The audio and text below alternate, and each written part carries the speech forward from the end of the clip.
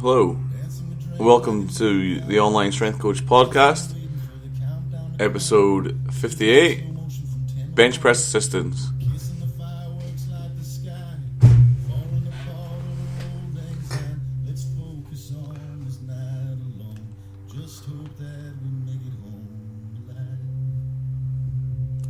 Hello, and welcome to episode 58 of the Online Strength Coach Podcast. Today's question, in fact, today is the 20th of November 2015. Happy Friday. Hope you have got something good planned for the weekend. Question comes from David. Marc, how about a podcast on assistance work for bench? I may very well be wrong, but I seem to recall you saying something along the lines that the best assistance for bench is more bench. But is there any place for direct tricep work, upper back training, etc.? Thanks for the question, David. There is, of course, a place in every program for assistance work.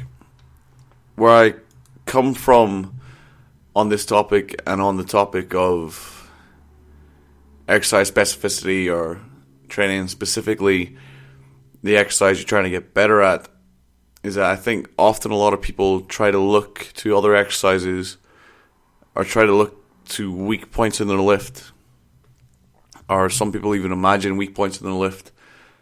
They try to put together programs, and the focus of the program is to work on their triceps because they perceive that their lockout is incorrect in bench press, or their lockout, is weak in bench press. So they start to bring in a lot of close grip bench. They'll bring in some board press in, possibly. Or maybe they'll just bring in a bunch of non-direct, non-specific bodybuilding work, such as dips, push downs, rolling push downs, all of that sort of ilk. Now, it's not necessarily incorrect to do these exercises to train the triceps, to hypertrophy the triceps, to try gain strength in the triceps, because after all, triceps are one of the primary movers or one of the primary muscles involved in bench press. So getting that muscle group stronger is not a bad tactic for getting your bench press up. However, where I think most people falter is that they don't actually just look at what they're doing for their bench press training. Quite often, people will bench press once in a week, which if you look at pretty much any top-level bench presser, whether they be Paralympic bench pressers, bench press specialists, Eric Spoto, Scott Mendelson, or people who are good powerlifters or train under a good powerlifting system, you'll see that they'll train bench press at the very least twice, probably 2 to 4 times a week they'll train bench press. Whereas most people will train bench press once.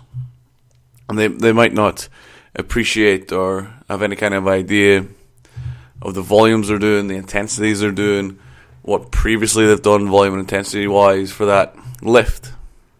And that's where I come from with a lot of the advice that I would give, or a lot of certainly a lot of the advice that I would give out is centered around kind of getting the actual training process correct rather than worrying about the periphery, such as assistance exercise or diet or supplements or things that are peripheral to the actual training process. So that's where you'll hear I say if you want to get better at bench press, then you should do more bench press, because inevitably that's the case for most people. Now that we've kind of got that caveat out of the way, and I think most people, certainly if you listen to 57 episodes of me talking, you will definitely appreciate that's my approach when it comes to lifting. I try to push a very exercise or a very goal specific approach. So if you're trying to get better at powerlifting, then I certainly would push you to train the lifts you want to get better at. So train the 3 lifts. When it comes to bench press assistance, I think it kind of falls into 2 categories with bench press assistance. It kind of falls into direct assistance for bench press. So direct assistance I would categorize as close grip bench press, board bench press, incline bench press, decline bench press, and to a lesser extent shoulder press, although I would probably put that as the second category. So that primary category, they involve the same muscle groups, they involve the same movement. They're a variation of a flat bench press. And getting stronger at these exercises will correlate quite well to your actual sports performance. So an increase in a decline bench press and an incline bench press without actually doing flat bench press is reasonably likely to either lead to a direct increase in bench press strength, or at the very least potentiate a stronger, or potentiate an increase in bench press strength. Things like board press and close grip bench press, getting stronger at those is quite likely to lead to bigger bench press gains, because it's a horizontal press with a barbell. You just change your grip and you change your range on some of the, like, things like spotto press. Also, I would categorize in this category. Great. Now, so this is like the primary assistance. And primary assistance will make you better at the lift, no question about it. It's kind of like when you're trying to train for back squat, things like chain squats, band squats, safety squat bar, pause squats. All of these direct assistance work is going to lead to a better squat, because they are just variations ultimately of the exercise you're trying to get better at. And they might either lead to some kind of skill epiphany where you realize, oh wait, in back squat I don't actually feel this when I'm doing it, so maybe I should try sitting down this way, stand up this way. Same with bench press. Maybe on close grip you find, actually I'm actually stronger closer, so maybe I should take my comp grip in a bit. And you can realize a direct performance gain from doing that straight away. Maybe you realize maybe you touch too high in your competition bench press. You're inevitably going to touch lower on a close grip, and you'll realize you're actually quite strong with a closer grip or a lower touch from the bottom on a close grip bench press. Maybe something you'll utilize in your competition setup, or your normal setup if you don't compete, just your flat bench press setup. So they can lead to direct skill learning epiphanies, and they can also just potentiate greater strength gains. So, like, getting stronger triceps in a flat bench press skill or motor pattern is quite highly likely to be beneficial for bench press, because it's going to lead to a better lockout. So for someone who is typically quite strong off the chest, that increased lockout power, that increased lockout ability is going to directly transfer over to a bigger bench press, because that's ultimately where that kind of lifter will fail, who is faster off the chest. They'll fail at the top of the lift, so their elbows are the weak point. So getting the elbows or the triceps stronger is going to lead to a direct performance gain. So your primary assistance is definitely worthwhile looking at, and something you can use either in off-season programs or as your second training day, rather than training competition bench press twice a week. You can maybe have a bench day and assistance day. Maybe you do assistance, maybe do 2 or 3 different variations of assistance day. But getting better at that primary assistance is definitely going to lead, almost inevitably going to lead to a stronger performance in the exercise you're training. Now, you get things like secondary assistance. Now, secondary assistance is fairly dubious as to the strength benefit you're going to get. So you can look at direct secondary assistance, so things like dumbbell bench press, things like press-ups, things like dips, things like pec flies. Things that are designed primarily for hypertrophy, or possibly even for strengthening of not primary movers, but like secondary movers, agonists, synergist muscles, such as rotator cuffs, pec minor, rhomboids, lats, things that aren't actively involved in pressing or exerting force on the barbell, but might be involved in holding the joint in the correct angles, controlling the barbell, and involved with the control, the proprioception of controlling the barbell down and pressing it up, putting in the correct lines. Training of these muscles isn't necessarily definitely going to make you stronger in the bench press, but in some scenarios it can do so. For example, a beginner who has only done barbell bench press, who then takes up dumbbell bench press, they'll find that they're going to get a pretty big stimulus or a pretty big overload in the synergist and the antagonist muscles, so rotator cuffs, triceps, and like lats and stratus anterior, and muscles that control the humerus and the shoulder blade. They'll find that from doing that kind of training, from doing a separate exercise, they'll often come back to bench press much stronger. And that's because they get better at controlling the bar, they have better proprioception, they can put the force into the bar, they're not wobbling around all over the place.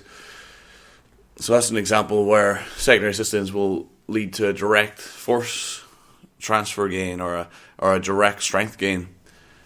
Now, somewhere where that becomes a lot more tenuous would be somewhere who wants to hypertrophy the muscles. So maybe you want bigger triceps and bigger chest, because that's going to potentiate greater cross-sectional area in those muscles, which should, in theory, give you a higher capability or a higher force capability, which might make you stronger.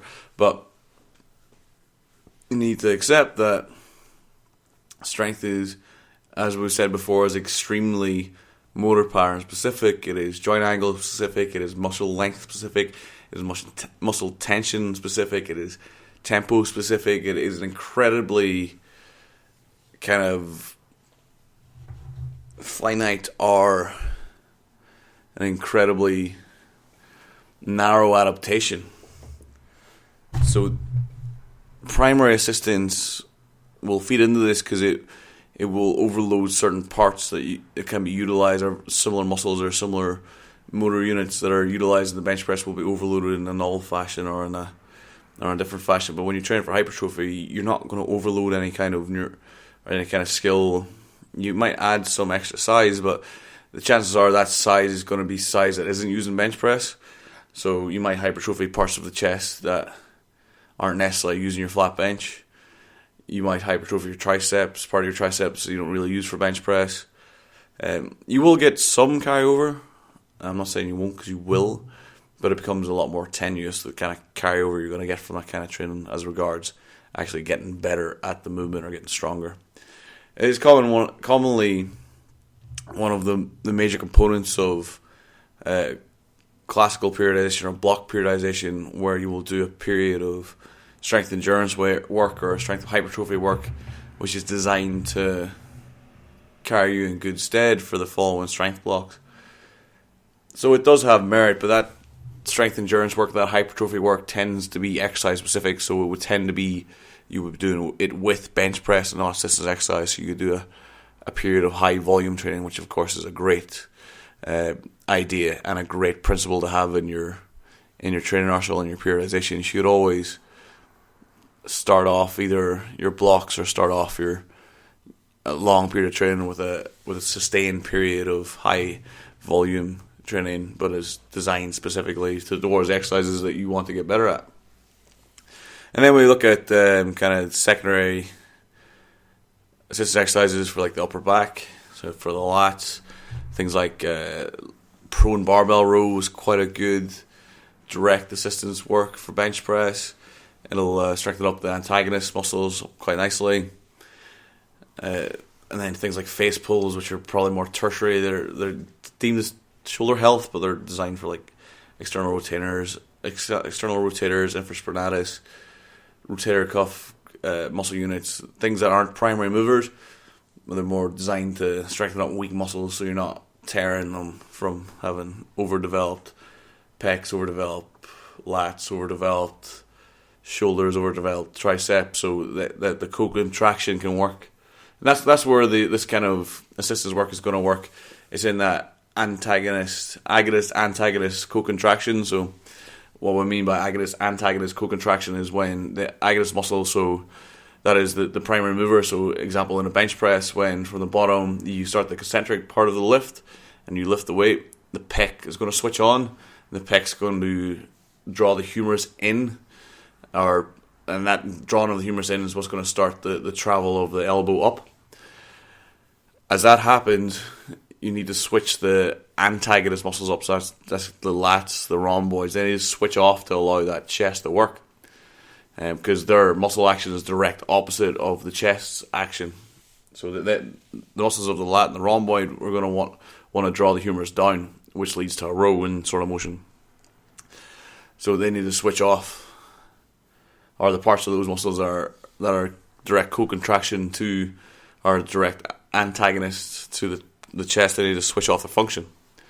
And having stronger antagonist muscles actually leads to a better profile. They actually can be more silent. And the more silent the antagonist muscle is, the more force the agonist muscle can produce. So the muscle doing the lifting can actually produce more force. But this is quite an untrained adaptation. This isn't something that a powerlifter of 10 years is really going to benefit from. They tend to do it as like a shoulder health or an insurance policy, but to be honest, I don't really see.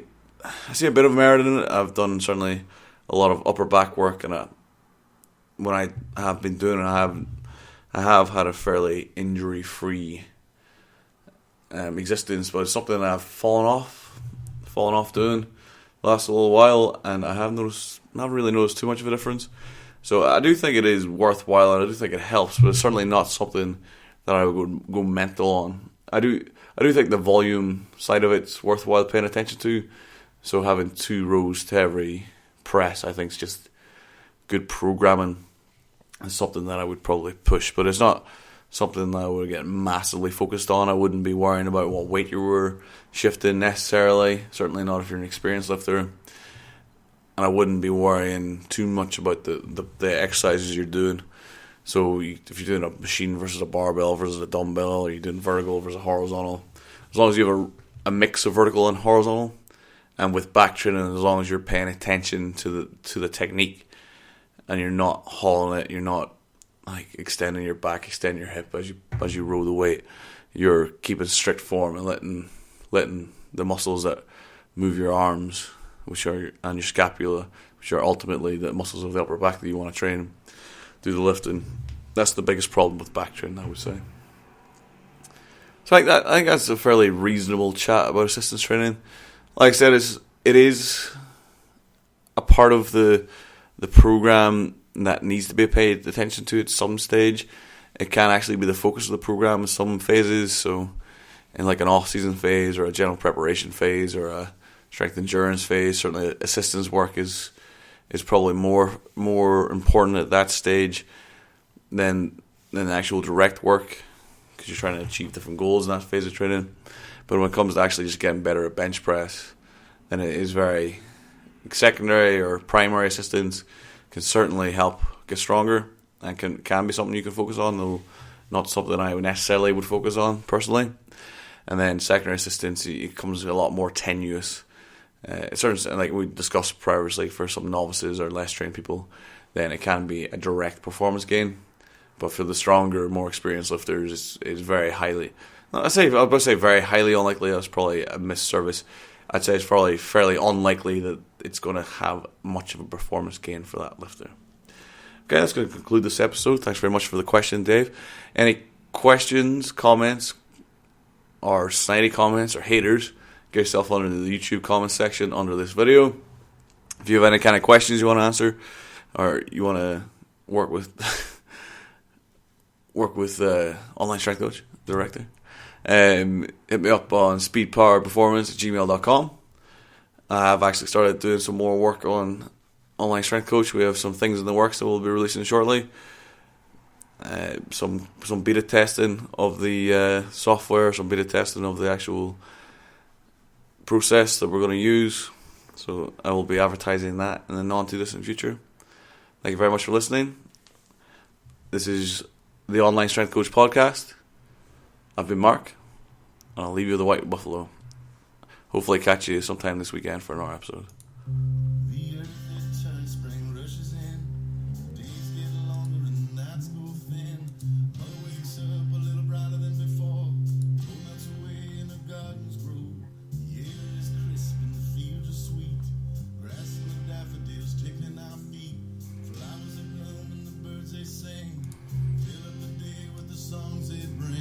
Don't feel much like singing it all. Seasons change, but I don't change it all. What I've done wrong, what I've done right, that's clear. Maybe I'll get better, maybe I'll be different this year.